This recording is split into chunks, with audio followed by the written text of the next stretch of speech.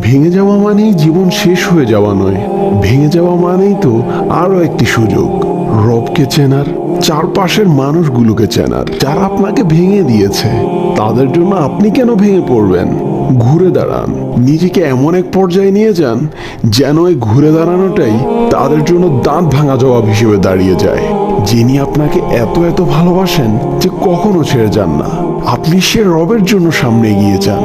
নতুন ভাবে পথ চলতে শুরু করবেন, শুধু এই আশায় যে আপনার রব আপনার পাশে আছেন।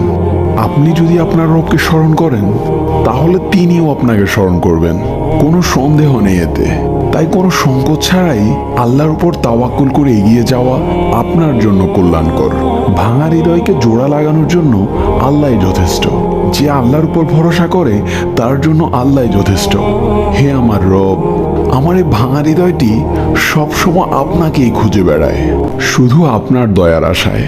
কারণ আমি জানি আমার রব আমাকে কখনো নিরাশ করবেন না।